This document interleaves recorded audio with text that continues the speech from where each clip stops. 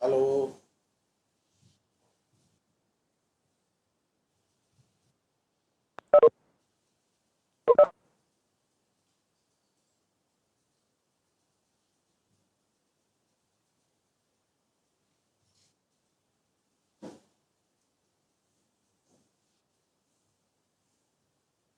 हरीश ओझा। Harish. Hello. हाँ sir. हाँ। और क्या बात है, आज बहुत कम लोग दिख रहे हैं। पिछली पिछली क्लास में कितने लोग थे? हाँ हाँ सर।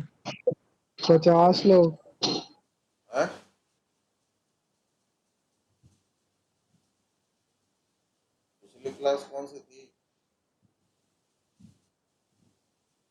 हेलो। सर मशीनरी मेरी क्लास एफएमसी की थी और उसमें 30 लोग थे सर शायद किसी को इन्फॉर्म ही नहीं है कि क्लास चालू होगी। अरे वो मैसेज जा ही नहीं रहा है, मैं मैसेज डाल के छोड़ा हुआ हूँ तो मोबाइल में टावर ही नहीं आ रहा है। तुम लोग मैसेज डाल दो ना, मैसेज डाल दो, तुम्हारे में किसी में टावर होगा ना, मैसेज डाल दो जरा ठीक है सर। है ना। हाँ हाँ, इधर मोबाइल में टावर ही नहीं आ रहा है।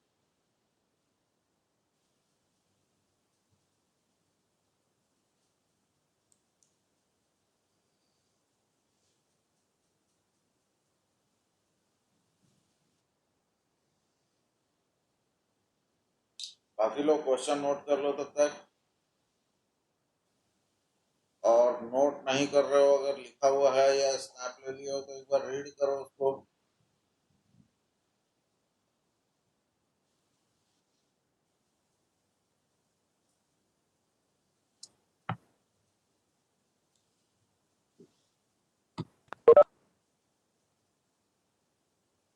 हाँ सर। हाँ, अभी ज्वाइन कर रहे हैं सब लोग।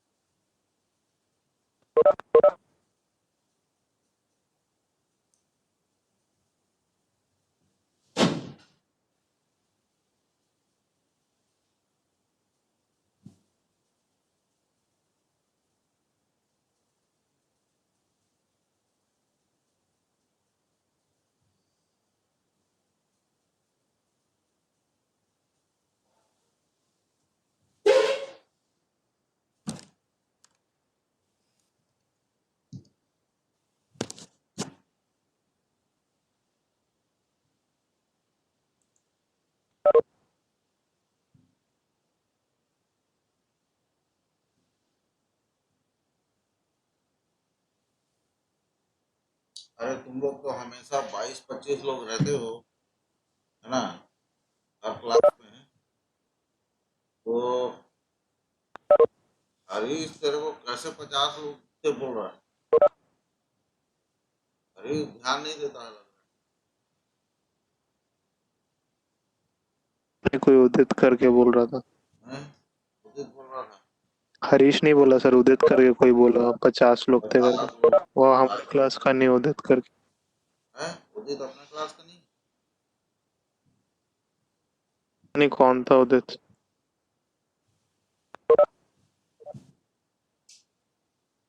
हाँ, उदित तो यहाँ का नहीं। अभी नहीं, चला गया। कहाँ से लिंक मिल गया?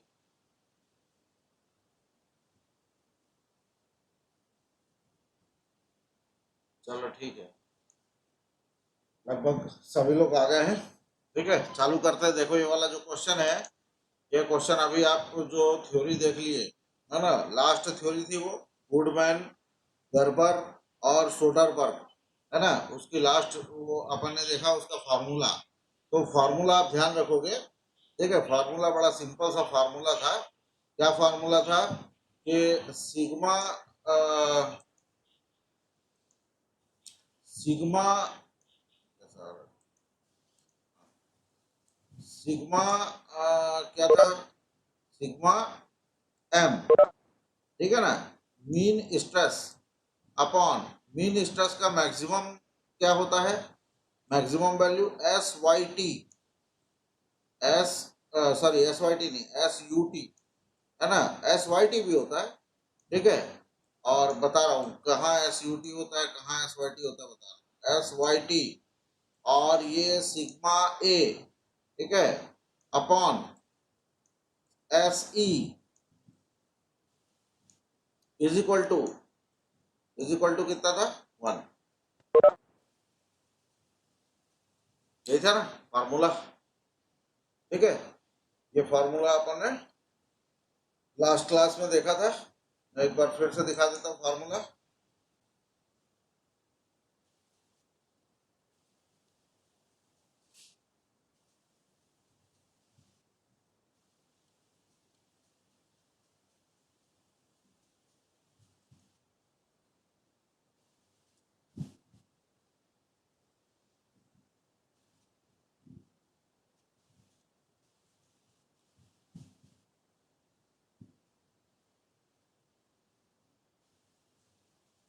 कहाँ चला गया?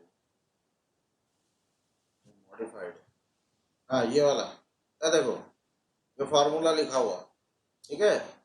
ये जो फार्मूला है, ये फार्मूला जो है, ये मेन फार्मूला यही है ना, ये वाला, ठीक है। ये ये अगर यहाँ पर ये ध्यान रखना, अगर यहाँ पर एस वाई टी लिखा हुआ है ना, एस वाई टी लिखा है, तो एस वाई टी जो है वो सोडरबर्ग के लिए होता है, सोडरबर्ग के लिए एस वाई टी लेते हैं, ठीक है। और जब हम गुडमैन लाइन लेते हैं तो गुडमैन के लिए हम एस यू टी लेते हैं। एस यू टी बड़ा होता है ना, S U T is more than S Y T, S U T is more than S Y T, ठीक है। और खासियत क्या होती है दोनों की कि एस वाई टी जो होता है ना, वो खाली इसके लिए होता है, डक्टाइल के लिए होता है ना। ये केवल डक्टाइल मटेरियल में लगाते हैं। जैसे स्टील लिखा रहेगा ना, स्टील, स्टील मतलब माइल्ड स्टील, तो माइल्ड स्टील डक्टाइल होता है, ठीक है। और अगर कास्ट आयरन लिखा है तो उस केस में एस यू टी लेंगे, ठीक। तो एस यू टी जो है ना, एस यू टी ये डक्टाइल में भी लग जाता है, क्योंकि डक्टाइल का तो अल्टीमेट टेंसाइल स्ट्रेंथ होता ही है, लेकिन ब्रिटल के केस में अल्टीमेट टेंसाइल स्ट्रेंथ ही लेना होता है, तो उसका एस वाई टी नहीं होता है, ठीक है, या एस वाई टी उसका बहुत क्लोज होता है इसके, ठीक है। डक्टाइल प्लस ब्रिटल, ठीक है, डक्टाइल प्लस ब्रिटल, ठीक। तो आपको ये फार्मूला ध्यान रखना है। ये जो फार्मूला है, ये अपना ये बेसिक फार्मूला ये वाला है, लेकिन ये फार्मूला जो है this is without factor of safety, ठीक है। फैक्टर ऑफ सेफ्टी अगर दिया होगा तो फैक्टर ऑफ सेफ्टी हमको लगाना होगा यहाँ पर, फैक्टर ऑफ सेफ्टी हमको लगाना होगा। फैक्टर ऑफ सेफ्टी कैसे लगाते हैं वो भी बता रहा हूँ। फैक्टर ऑफ सेफ्टी मतलब डिवाइड बाई, ये जो लिखा है S Y T divide by factor of safety कर देते हैं, ठीक है। और S E divide by factor of safety कर देते हैं, ठीक है। तो उससे ये फार्मूला जो है ना, ये मॉडिफाई होके बन जाता है, ये फार्मूला सिग्मा एम, ठीक है, divide by S Y T और plus sigma A divide by S E is equal to one by factor of safety, one by factor of safety. आप पूर्वी गुप्ता की बुक अगर पढ़ोगे मशीन डिजाइन की, तो उस बुक में आपको ये फार्मूला लिखा, ठीक है।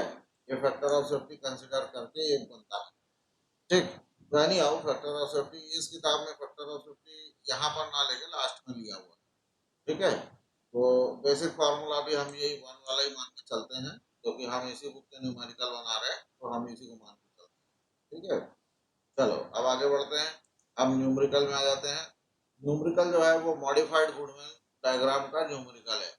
मॉडिफाइड गुडमैन डायग्राम में क्या है कि जो गुडमैन डायग्राम है, गुडमैन की लाइन है, गुडमैन की लाइन तो रहती रहती है, उसके अलावा हम एक एस वाई टी एक लाइन और बना देते हैं, है ना। और उससे हम एक पॉइंट बी फाइंड करते हैं यहाँ पर। और उसके बाद हम जो एरिया है, जो सेफ एरिया है, safe area O X B, sorry O A B C, ये सेफ एरिया है ऐसा डिफाइन करते हैं, ठीक है ना। ये एरिया सेफ है ऐसा करके डिफाइन करते हैं, ठीक है। तो ये क्लास वगैरह में देखा था कि इस तरीके से सेफ एरिया डिफाइन हो जाता है, ठीक है। और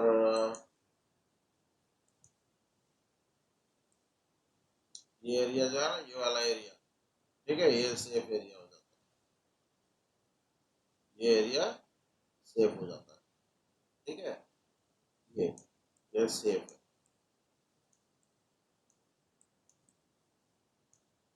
ठीक है। अब इसमें हम सिग्मा एम और सिग्मा ए इसका स्लोप पता लगाते हैं। तो स्लोप पता लगाने के लिए हम क्या करते हैं, एक एंगल थीटा पे एक लाइन ड्रॉ करते हैं, ठीक है ना। तो एंगल थीटा पे लाइन ड्रॉ करते हैं, तो एंगल थीटा कैसे निकलेगा, तो ये हमने देखा था tan theta is equal to क्या बनता है, sigma A upon sigma M. अब सिग्मा ए और सिग्मा एम जो होता है ना, ये दोनों तो फार्मूले से कैलकुलेट हो जाता है ना। Sigma M is equal to sigma max plus sigma min by two, है ना, sigma max plus sigma min by two, ठीक है। और इसी तरीके से सिग्मा ए जो होता है वो sigma max minus sigma min by to, sigma min by to, ऐसा करके ये दोनों निकल जाता है, इससे थीटा निकल जाता है, ठीक है। तो चलो, अब थीटा निकल जाता है तो हम ये लाइन ड्रॉ करते हैं, ठीक है। तो इस तरीके से एक ग्राफ था। अब ये सब थोड़ा सा ये पुराना था, ये याद दिला दिया, ठीक है। अब इसके आगे हम चलते हैं, ये सब देख चुके थे हम, न्यूमेरिकल में चलते हैं। चलो, ये न्यूमेरिकल है, इसको जरा पढ़ो, है थोड़ा सा बड़ा बनेगा, जल्दी जल्दी बनाना है। इसमें 50% न्यूमेरिकल वही है जो आप पिछला बना चुके थे, है ना, वही ग्राफ देखना, वही प्रोसीजर, सारा कुछ वही, लेकिन उसके आगे थोड़ा सा स्टेप बड़े हैं, वही हमको यहाँ पर समझना है कि वो बड़े वाले स्टेप्स में हमको क्या करना है। तो ये देखो यहाँ पर example number 5.12, A cantilever beam made of cold drawn steel 40 C8 which has ultimate tensile stress of 600 Newton per mm square and yield tensile stress of 380 Newton per mm square is shown in the figure। ये figure बना हुआ भाई, अच्छे से figure को देख लो, घूर घूर के बढ़िया से, ठीक है।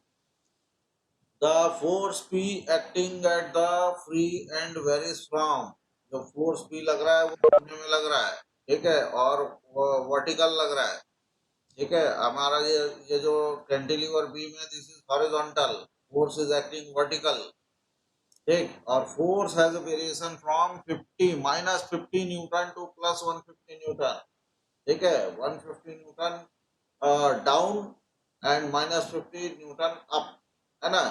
ये प्लस माइनस का मतलब है अप एंड डाउन, ठीक है। तो ऊपर की तरफ जब लगता है 50 तो उसका वैल्यू रहता है, ऊपर की तरफ जब लगता है तो उसका वैल्यू रहता है 50, और नीचे की तरफ लगता है तो उसका वैल्यू रहता है +150, या उल्टा भी ले सकते हैं, ठीक है, उल्टा भी ले सकते हैं कि नीचे 50 लगा और ऊपर 150 लगा, ठीक है। तो द एक्सपेक्टेड रिलायबिलिटी इज 90%, तो हमको मालूम है 90% रिलायबिलिटी में 0.897 ऐसा कुछ लेते थे वैल्यू, है ना। And the factor of safety is 2, factor of safety इस क्वेश्चन में दिया हुआ, ठीक है। तो देखेंगे बाद में। Notch sensitivity factor at the fillet is 0.9, तो नॉच सेंसिटिविटी फैक्टर भी हमको पता है। Determine the diameter D of the beam at the fillet, ये हमको डायमीटर डी निकालना है, ठीक है। Diameter D at the fillet निकालना है, diameter D at the fillet of the beam cross section, तो we have to find D, ठीक है। तो कुल मिला के डायमीटर डी जो है ना, ये अननोन है ना। तो डायमीटर डी अननोन कहने का मतलब ये है कि जब इतना इतना लोड लगाओगे तो उस केस में इस कैंटिलीवर बीम का डायमीटर कितना होना चाहिए, ठीक है। मतलब एक तरीके से आपको डायमेंशन पता लगाना है, इतना लोड सहने वाला डायमीटर डी कितना होगा, ठीक है, डायमीटर डी कितना होगा जब आप उसके ऊपर ये फ्लक्चुएटिंग लोड लगाओगे। फ्लक्चुएटिंग लोड इसका नाम इसलिए है क्योंकि एक तो वैल्यू इसका डिफरेंट है और दूसरा इसका डायरेक्शन दोनों अलग है, ठीक है। तो this is a fluctuating load, ठीक। अब आगे चलें, कैसे शुरुआत करेंगे? तो शुरुआत करने के लिए हम सबसे पहले देखते हैं इसका एस यू टी दिया हुआ था, है ना? तो उससे हम एस ई डैश निकाल लेंगे। ये सारा स्टेप तो तुमको मालूम है, फटाफट फटाफट इसको आप चाहो तो इसको तुरंत तुरंत लिखो। इसको एस ई डैश आपका निकल गया, 0.5 times of S U T होता है ना? 300 हो गया। फिर अब आपको के ए निकालना है ना? और कोल्ड ड्रॉन स्टील था जिसका एस यू टी 600 दिया हुआ था, तो उसका के ए देखना होगा, के बी देखना होगा और के सी देखना होगा। ठीक है, तो ये आपको पता है ये कैसे देखते हैं, के ए के बी के सी, है ग्राफ से देखते हैं आप। ये फटाफट इसको देखो जरा, ये के ए के बी और ये के सी है, ये तीनों को देखो फटाफट। ठीक, और उसके बाद के टी निकालेंगे, फिर के एफ निकालेंगे, उससे के डी निकलेगा। तो ये के ए के बी के सी आप कैसे देखेंगे, मैं आपको बता रहा हूँ नेक्स्ट स्टेप में। सबसे पहले हमने लिया, क्या लिया? सबसे पहले हमने लिया एस ई डैश, है ना? ये 300 हो गया। अब आप ध्यान दो, कोल्ड ड्रॉन स्टील है जिसका एस यू टी 600 है, तो इसका के ए का ग्राफ देखो, के ए का ग्राफ देखो, कोल्ड ड्रॉन स्टील, ये दिख रहा है कोल्ड ड्रॉन स्टील। ठीक है, और कोल्ड ड्रॉन स्टील में एस यू टी कितना था? 600। ठीक है, तो 600 का मुझे जरा 600 कहाँ पर है? ये है 600। तो कोल्ड ड्रॉन स्टील का 600 अपने को वैल्यू दिया हुआ था एस यू टी का। ये चालू करते हैं यहाँ से, S U T cold drawn steel, ये यहाँ तक आएगा। ठीक है, तो इसका के ए कितना आ जाएगा बताओ?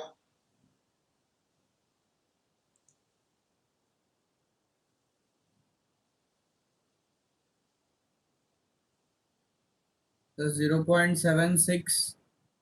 0.78. 0.78। ये Yes, sir. तो मैं बना रहा हूँ, ये है ना? ये 0.77 लग रहा है भाई मेरे को, यस सर। है ना? 0.77 लग रहा है ना? 0.77। ठीक है, यस मैं लिख देते हैं, दिस इज 0.77। लिखेंगे तो गलत नहीं है ना? नहीं, ये कोई दिक्कत नहीं है, कोई 0.76 भी लिख सकता है, कोई 0.78 भी लिख सकता है। ठीक है, 0.79 थोड़ा सा ओवर हो जाएगा, है ना? 0.75 भी थोड़ा सा ज्यादा ही कम हो जाएगा। ठीक है ना? तो 0.77 के आसपास आगे पीछे एक दो वैल्यू चल जाए। ठीक है, तो अब ये हमने 0.77 फाइंड कर लिया के ए। क्लियर है? ये ग्राफ क्लियर है अभी सभी को? कैसे के ए देखना है ना? इसमें एक ही वैल्यू देखना रहता है, कौन सा? ये एस यू टी का। ठीक है, और ये नाम देखना रहता है, कौन सा नाम इसमें लेना है। ठीक है, तो ये हो गया बस के ए। आगे बढ़े, के ए आ गया अपना, चलो के ए 0.77। ठीक है, चलो ये सही था। अब इसके बाद ये डी, अपने को डी, डी तो क्वेश्चन में दिया नहीं था ना, और हमने एक क्वेश्चन बनाया था पहले भी जिसमें डी नहीं दिया था, तो हमने उस समय अज्यूम किया था कि let D B in the range of 0.75 to 50, है ना? हमने पहले भी एक न्यूमेरिकल ऐसा बनाया था जिसमें डी नहीं दिया। तो हमेशा आप ये ध्यान रखो, हमेशा आप यही अज्यूम करके चलो कि डी लाइज बिटवीन 7.5 टू 50।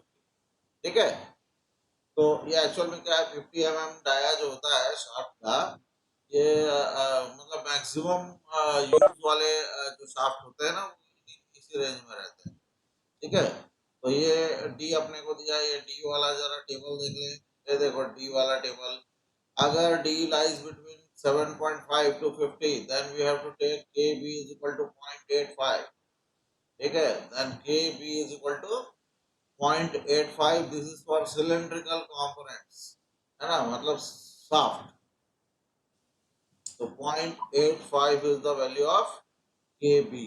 चलो ये के बी का वैल्यू 0.85 आ गया, इसमें तो कुछ करना नहीं था, एज्यूम कर लेना था।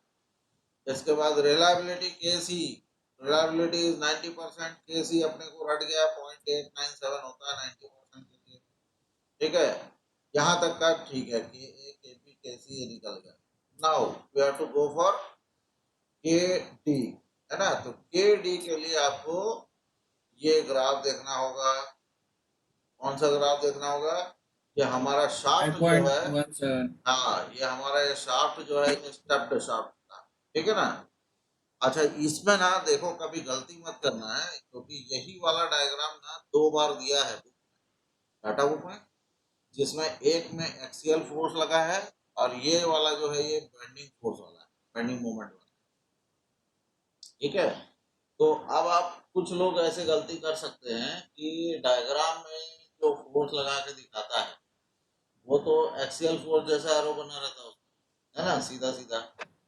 ठीक है, तो अगर कोई बिना समझे अगर पढ़ रहा है तो उसके साथ ये प्रॉब्लम है ना। क्या वो बीम है, बीम के ऊपर जब आप लोड लगाओगे तो वो तो सीधा ही दिखेगा ना। ठीक है, लेकिन उससे जो मोमेंट क्रिएट होता है वो तो उसको तो ऐसे ही घुमा के दिखाते हैं ना, बेंडिंग मोमेंट को तो घुमा के ही दिखाते हैं ना। ठीक है, तो एक्चुअल में वो बीम है और बीम सुनते ही समझ कि बेंडिंग मोमेंट, है ना, बीम में बेंडिंग मोमेंट ही लगता है। तो अब आप देखो यहाँ पर इसके लिए क्या क्या चाहिए होता है, आर बाई डी चाहिए होता है नीचे में, ठीक, और ऊपर में कैपिटल डी बाई डी चाहिए होता है। तो आर बाई डी और डी बाई डी ये निकालो जरा, आर बाई डी और डी बाई डी। तो अभी हम अपने डायग्राम में जाते हैं। डायग्राम में ये है आर 0.2 डी, है ना, और कैपिटल डी है 1.5 डी। ठीक है, तो ध्यान रखना कि हमको कैपिटल डी कितना दिया हुआ है, कैपिटल डी दिया है 0.5 डी, कैपिटल डी। ठीक है, capital D is equal to दिया है 1.5 स्मॉल डी। ठीक है, और ये तो स्मॉल डी है ही, ठीक है, और ये जो लिखा है 0.2 D, this is equal to R. ठीक है, ये आर है। तो अब आप निकालो आर बाई डी कितना हुआ इसमें, आर बाई डी कितना हो जाएगा, आर बाई डी करोगे तो 0.2 आ जाएगा, है ना, और डी बाई डी करोगे तो 1.5 आ जाएगा। ठीक, तो R by D 0.2 and D by D 1.5।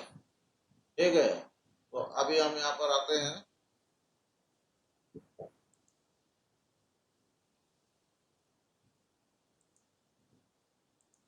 लिखो फॉर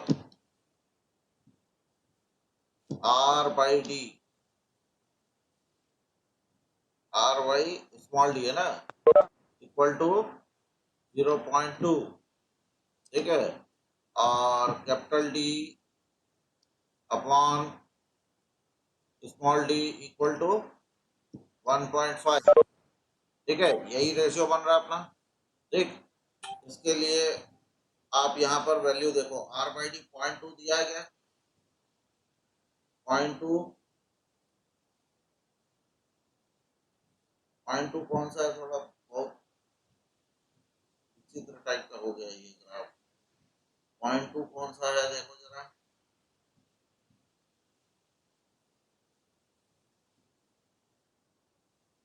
ये 0 है, 0.04, 0.06, 0.12, 2.15 लग रहा है।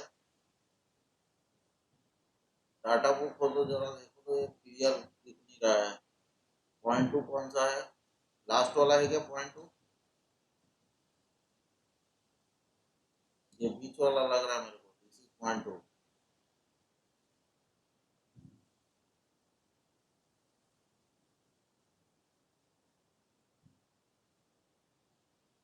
है ना। तो 0.2 में जाते हैं, 0.2 में जाते हैं ये 0.2 लग रहा है, 0.2 R by D और 1.5, 1.5 कौन सा है ग्राफ में, D by D में? ये बीच वाला है, ये वाला।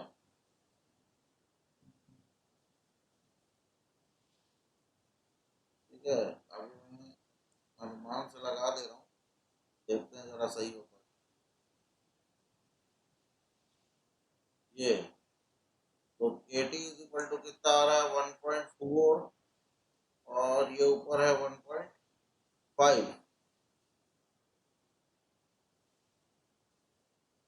कितना दिख रहा है KT?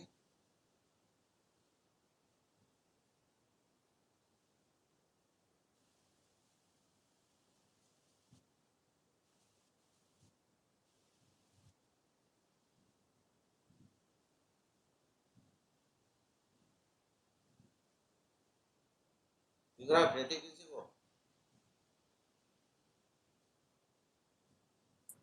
सर 1.45 और 46। 1.45 के आसपास है ना, चेक करते हैं जरा। Yes sir.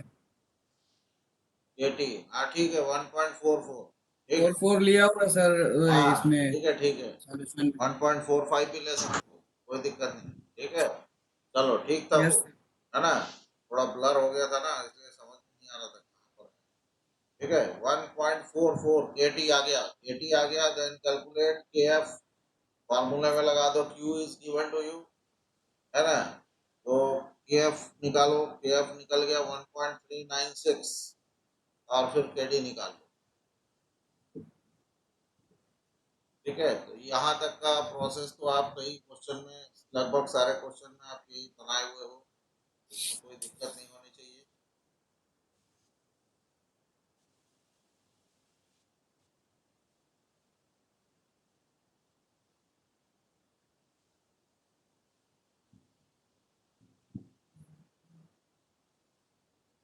अब आगे चलते हैं, ग्राफ के काम हो गए खत्म।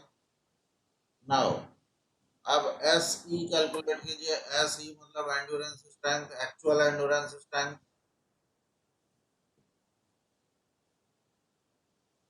मल्टीप्लाई कर लो।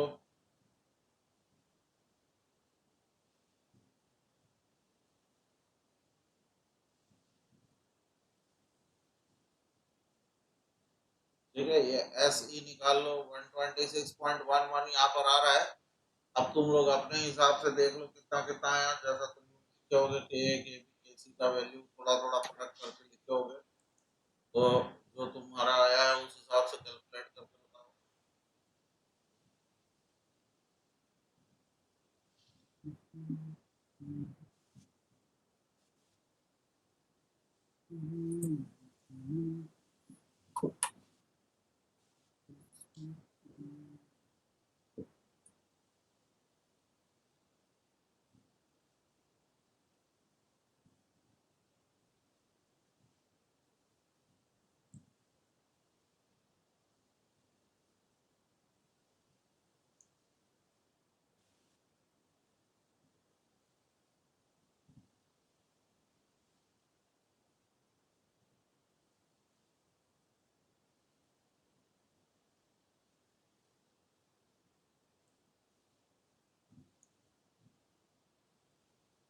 निकाल लिए?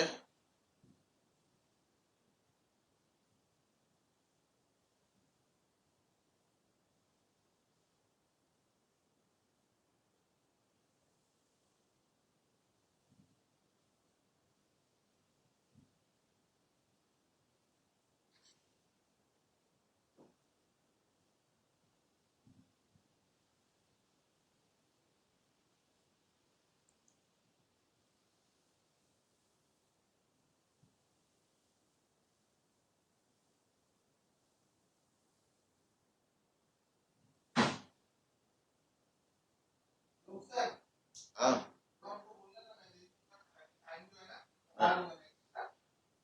अच्छा इसके बाद था क्या? अच्छा, कैसे खुला?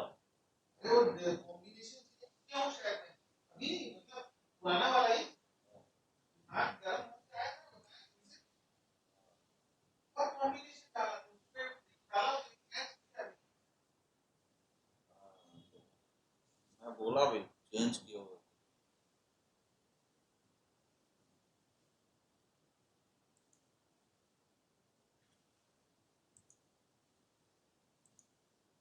हो गया 126 आया जी कि नहीं आया?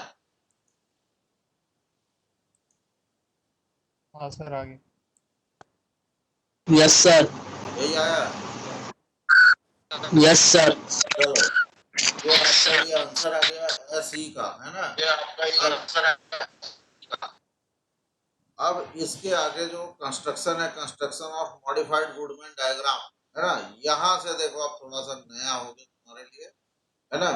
ये अब ये तुम समझ लो, पहला क्वेश्चन बना रहे हो तो थोड़ा ध्यान से बनाना, है ना। अपने को मैक्सिमम बेंडिंग मोमेंट निकालना होगा और मिनिमम बेंडिंग मोमेंट निकालना होगा। काहे के लिए? क्योंकि अपने को मैक्सिमम स्ट्रेस और मिनिमम स्ट्रेस चाहिए होता है ना, मीन और वेरिएबल स्ट्रेस निकालने के लिए। ठीक है, तो आप सबसे पहले मैक्सिमम बेंडिंग मोमेंट निकालो। मैक्सिमम बेंडिंग मोमेंट सिंपल है, फोर्स मल्टीप्लाइड बाय डिस्टेंस करना है। फोर्स कितना लगा हुआ था आपकी बीम में? बीम में फोर्स लगा हुआ था 150 मैक्सिमम, है ना। फोर्स लगा हुआ था 150। देखो जरा फिर डायग्राम में चलता हूँ मैं। ये देखो 150 लगा हुआ, 150 का फोर्स लगा हुआ है, ठीक है।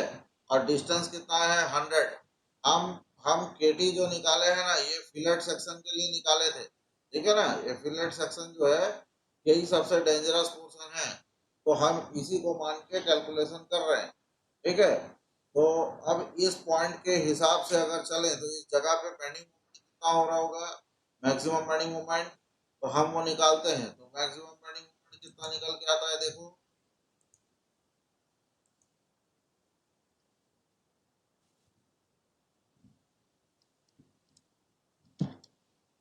Maximum bending moment is equal to maximum force. Maximum force कितना लगा है? 150, ठीक है, और मल्टीप्लाइड बाई इसका डिस्टेंस कितना है? 100, ठीक है। इसी तरीके से मिनिमम निकालते हैं, मिनिमम बेंडिंग मोमेंट।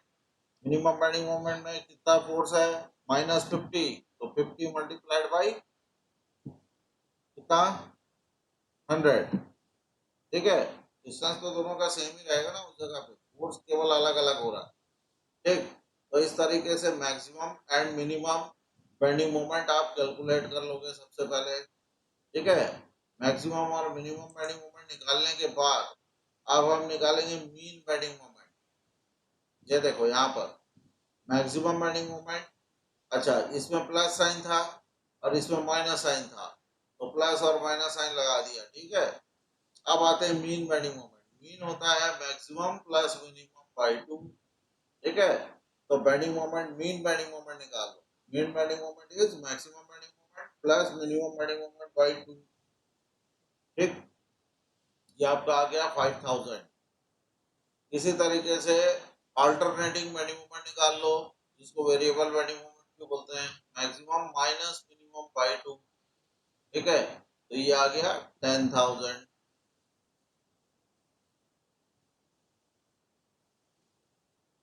ठीक। तो इस तरीके से आप मैक्सिमम, सॉरी, मीन और वेरिएबल ये दोनों कैलकुलेट कर लेते हैं, ठीक है। चाहो तो थीटा भी निकाल लो, क्योंकि हमने पहले भी देखा था theta is equal to sigma A upon sigma M होता है, ठीक है। तो sigma A upon sigma M करोगे तो बाकी सारे सिग्मा का वैल्यू जब आप पुट करोगे, सिग्मा का वैल्यू क्या पुट करते हैं? बेंडिंग के लिए सिग्मा कितना होता है जी? बेंडिंग का सिग्मा कितना होता है?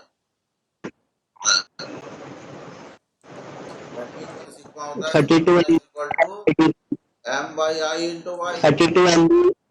है ना, M by I into Y, ठीक है। अब आप मीन के लिए लिखो चाहे वेरिएबल के लिए लिखो, दोनों केस में आई तो चेंज होना नहीं है, क्योंकि I is the property of shaft, ठीक है, and Y is also dimension of shaft. तो ये दोनों जो है ना, ये दोनों कट जाएगा, और ये दोनों बस अलग अलग है ना, क्योंकि this is mean bending moment and this is variable bending moment, ये दोनों नहीं कटेगा। तो इसीलिए tan थीटा जब आप निकालोगे ना, तो sigma M upon sigma sigma A upon sigma M ही एक्चुअल में आप रख रहे हो, लेकिन अल्टीमेटली आपको ये और ये का रेशियो बन के मिलेगा। तो वो कितना आ रहा है 2, उससे एंगल कितना आ जा रहा है 63.435 डिग्री। ठीक है, तो अब आप मॉडिफाइड गुडमैन डायग्राम बना सकते हो, क्योंकि एंगल है आपके पास, है ना, एस यू टी भी है, एस वाई टी भी है, सब है आपके पास। तो आप मॉडिफाइड गुडमैन डायग्राम ड्रॉ कर सकते हैं। तो ये सारा कैलकुलेशन हो गया, ये मीन निकाल लिए, वेरिएबल निकाल लिए, एंगल निकाल लिए, है ना। अब इसके बाद अब हम आते हैं मॉडिफाइड गुडमैन डायग्राम बनाने। चलो ये देखो, permissible stress amplitude. The coordinates of the point x are determined by solving the following two equations simultaneously. ठीक है, अभी हम सबसे पहले यहाँ पर ग्राफ अपना बनाते हैं, रफ ग्राफ बनाएंगे,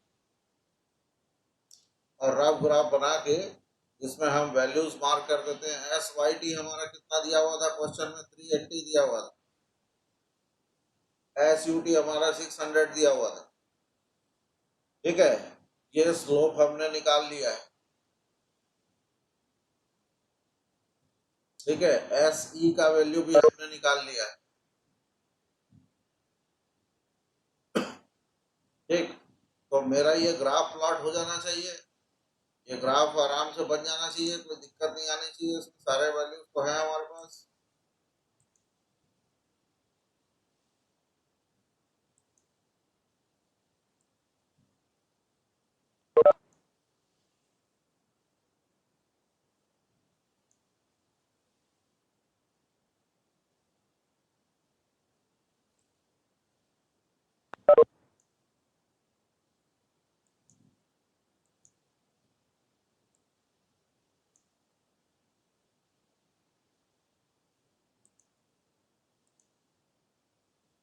सिग्मा वाई टी था मेरे पास, सिग्मा वाई टी था, तो मैं सिग्मा वाई टी की लाइन खींच सकता हूँ।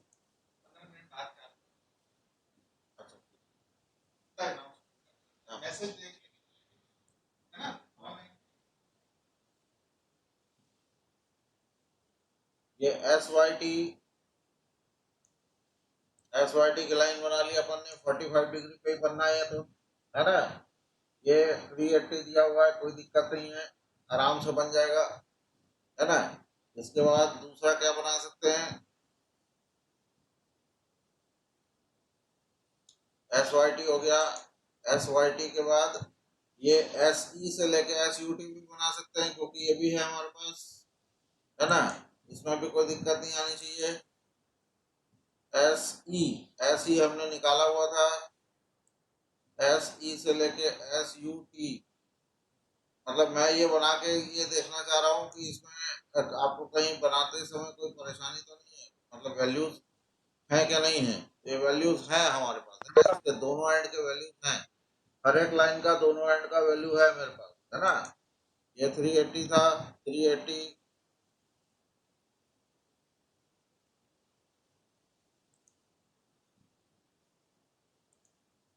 का वैल्यू था यहाँ पर 380, है ना। यहाँ भी था 380, यहाँ पर था 600, यहाँ पर कितना है ऐसी 126। ठीक है, 126। अब ये इतना तो बन गया, इतना बनने के बाद मैं एक लाइन और ड्रॉ कर सकता हूँ, जो एंगल मैंने निकाला हुआ है ना, उस एंगल की लाइन ड्रॉ कर सकता हूँ।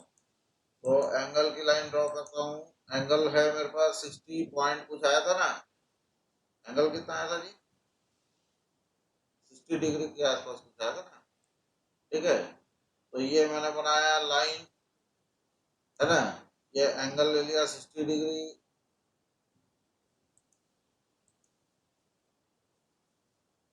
ये मैं अभी फिलहाल थीटा लिख देता हूँ, है ना, थीटा लिख दिया, 60 पॉइंट समथिंग कुछ आया था, 60 पॉइंट कुछ आया था, 714 ऐसा कुछ आया था। ठीक है, तो ये यहाँ तक बन गया। अब ये बनने के बाद अब हम मॉडिफाइड गुडमैन लाइन में एक चीज देखते हैं कि ये इस लाइन का इंटरसेक्शन है ना, इस लाइन का इंटरसेक्शन कहाँ पर हो रहा है, पॉइंट एक्स मतलब ये वाला जो पॉइंट है अंदर, ये अपना थीटा वाली लाइन और अपना गुडमैन लाइन, ये दोनों का इंटरसेक्शन जो है that is called point x. ठीक है, तो ये अभी हम चले जाते हैं, यहाँ पर पॉइंट एक्स मार्क कर लेते हैं, point x, this is point x. ठीक है, ये पॉइंट एक्स है और ये पॉइंट एक्स जो है ये आपको ड्रॉप करोगे, ठीक है, हॉरिजॉन्टल एंड वर्टिकल, तो दिस विल गिव यू क्या, S M and S A.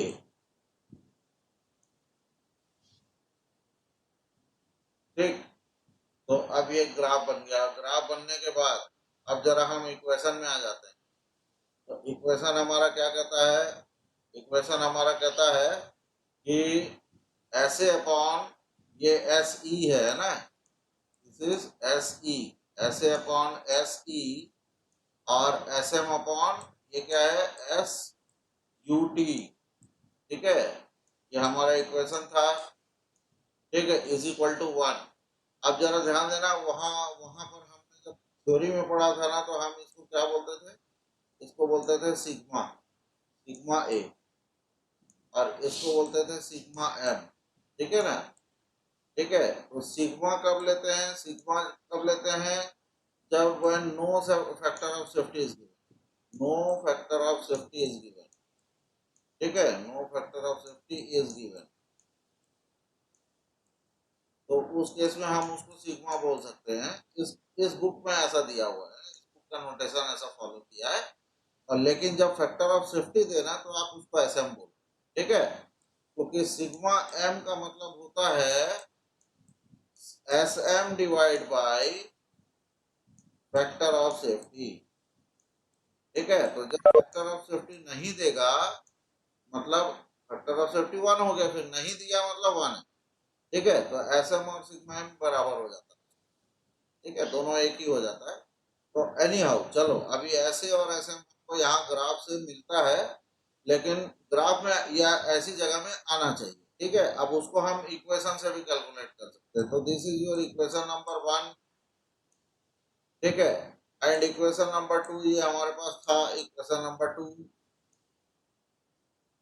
ठीक है, तो equation number 1 and equation number 2 ये दोनों हमने लिख लिया।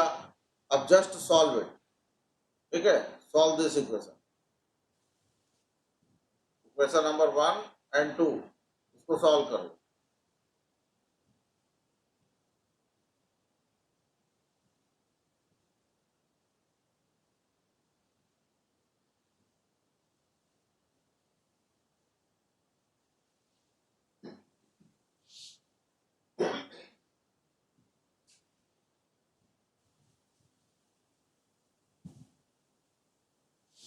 हाँ आकाश बोलो।